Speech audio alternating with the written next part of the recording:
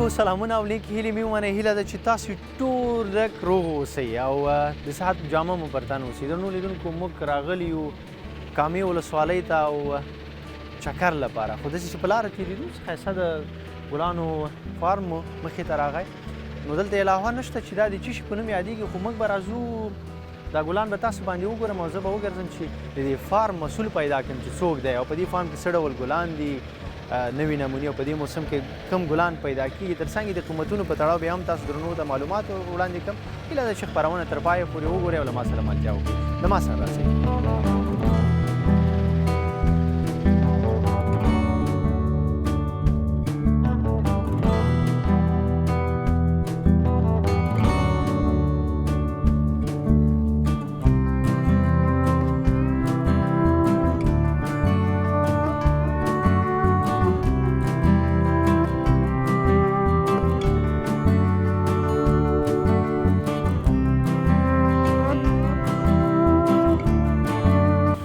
یا الله خیر کې خدایه چې ونه ورځم.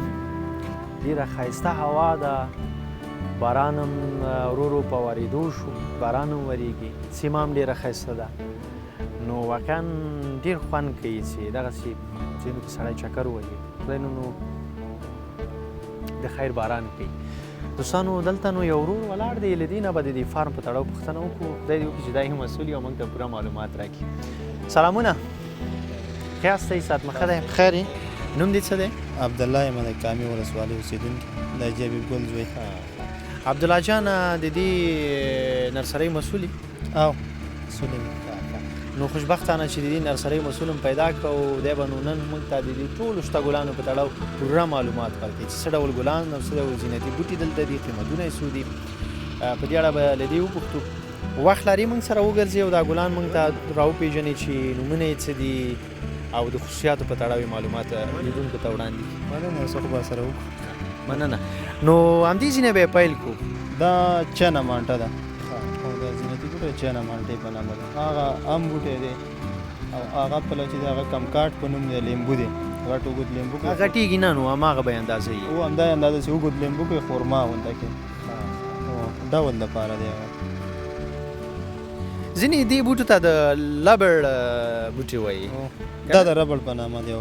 دې ته ولې ربړ وایي؟ د ربړ په نامه دی، همداسې ربړ غوندې اوږد دي که نه، او د هغه غوندې ربړ غوندې پوست دی، دغه ربړ په نامه یې.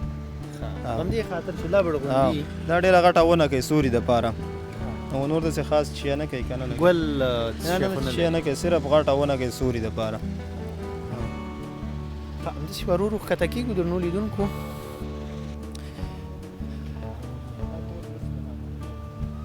دا د څه شي بوټي دي؟ دا تور مرچ دی. تور مرچ، هماغه تور مرچ موږ غوړو کې اچوو. ګوره ګل یې کړی، دانه کوي توره. تور مرچ په نامه.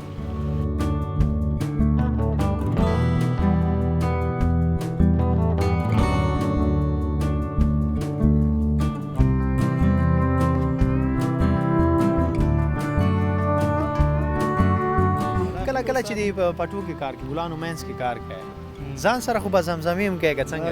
موږ سره ولا هلکان شته کارګر، هغوی بیا زمزمې کوي، تاوي پکې. تاسې زمزمه نه کوئ؟ ولا داسې خاصې نه کوم موږ. بیخي سړی کار کې مصروف یادمن یو څه خو وایي. ولا زما داسې هلکانې کوي، هغې سره موږ ناست یو، هغوی کوي ور، خو موږ لا نه ده کړې. ته زمزمه نه کوې؟ بقایا شو. ما دا خبره په دې وکړله چې څوک پټو کې کار کوي که نه، نو هغوی بیا د دې لپاره چې مصروف واوسېږي، ساعت یې تېر شي، بیا نو زمزمې هم ځان سره کوي. بالاخره دوستانو موږ ورسېدو د دې فارم هغې برخې ده چې ډېر ښایسته ګلان پکې دي او په لیدو یې روح تازه کېږي.